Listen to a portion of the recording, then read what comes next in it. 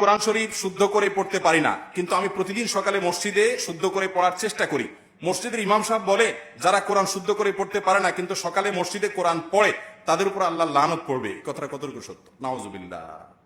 কোন ইমাম যদি এই কথা বলেন তাহলে সন্দেহাতীত ভাবে তিনি জঘন্য ভুল করছেন, তার ইস্তেগফার করা উচিত। এক্ষেত্রে একটা হাদিস বলা হয়, রুব্বা কারিইন লিল কোরআন ওয়াল কোরআনু ইয়ালআনুহু। বহু কোরআনের পাঠক আছে কোরআন পড়ে অথচ কোরআন তাদেরকে অভিশাপ দেয়। এই যে হাদিস বলা হয়, এই হাদিসটা সম্পর্কে মুহাদ্দিসিন ইকরাম, হাদিস বিশারদদের মন্তব্য হলো এটা কোনো হাদিস না এবং এটাকে নবী সাল্লাল্লাহু আলাইহি ওয়াসাল্লামের বক্তব্য হিসেবে কোথাও পাওয়া যায় না। মাইমুন ইবনে মেহরানের বক্তব্য হিসেবে অনেক মুহাদ্দিসগণ মন্তব্য করেছেন এটা একজন সালাফ পূর্বসূরির বক্তব্য, এটা কোনো হাদিসের নবী সাল্লাল্লাহু আলাইহি ওয়াসাল্লামের বক্তব্য না। নবী সাল্লাল্লাহু আলাইহি ওয়াসাল্লামের দিকে সম্বোধন করা সঠিক নয়। এটা হলো প্রথম কথা। দ্বিতীয় কথা হলো যে ধরেও নেওয়া হয় হাদিসের অংশ হোক সেটা মাইমুন ইবনে মেহরান, তিনি একজন সালাফ, তার উক্তি হিসাবে যদি ধরে নেওয়া হয় তাহলে তার অর্থ আপনাকে কে বলেছে যে কোরআন শুদ্ধ করার চেষ্টা করে তারপরেও সে শুদ্ধ করতে না পারলে লানত পড়ে, কি বলেছে আপনাকে?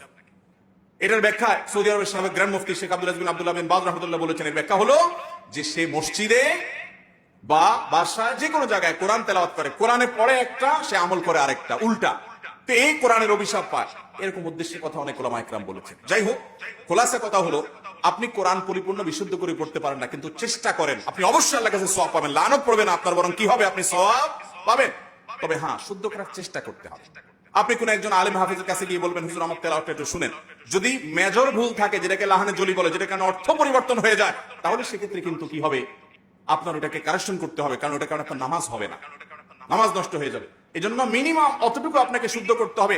আজকাল অনলাইনে আপনি ইউটিউব থেকে মুখে মুখে উচ্চারণ এক্সারসাইজ করতে করতে, অনুসরণ করতে করতে আপনি 60% শুদ্ধ করে ফেলতে পারবেন। শুদ্ধতার একটা না অনেকগুলো লেয়ার আছে। 100% শুদ্ধ এটা সবাই হয় না। আমারও অনেক তেলাওয়াতের মধ্যে আমার চাইতে আরো ভালো যারা তেলাওয়াত জানেন তিনি অনেক সূক্ষ্ম সূক্ষ্ম ছোট ছোট অশুদ্ধ দিক বাইর করতে পারবেন। এগুলোর কারণে কোনো তেলাওয়াতের কারণে সওয়াব হবে না বা গুনাহ হবে এরকম কোনো বিষয় না। মান যার যত সুন্দর হবে তার সওয়াব তত বেশি হবে। এই জন্য আপনি চেষ্টা করবেন। কিন্তু আপনি যদি পড়তে কষ্ট হয়, বিশেষ করে অনেক লোক আছে শুদ্ধ করতে পারে না কিন্তু চেষ্টা করে আপ্রাণ, এই যে বেঁধে বেঁধে পড়ে, স্পিডি তেলাওয়াত করতে পারে না, শুদ্ধ করতে গিয়ে আস্তে আস্তে পড়ে, তার অনেক কষ্ট হয়। নবী সাল্লাল্লাহু আলাইহি ওয়াসাল্লাম বলেছেন তাদেরকে বরং আল্লাহ তাআলা ডাবল সওয়াব দান করেন।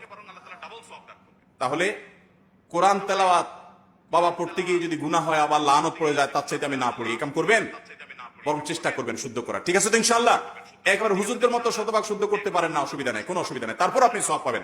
আপনি চেষ্টা করেন কোন হুজুরকে শুনান যে মেজর ভুল হয় কিনা, মেজর ভুল, বড় ভুল, অর্থ পরিবর্তন হওয়ার মতো ভুল যদি না হয়, একবারে শতভাগ ঠিক করে বলতে পারেন না, তো এর কারণে আপনার অর্থ বিকৃতি হবে না এবং এর কারণে আপনার গুনাহ হবে না, বরং সওয়াব পাবেন ইনশাআল্লাহ। চেষ্টা অব্যাহত রাখবেন, তবে ওলামাদের সহযোগিতা নেবেন।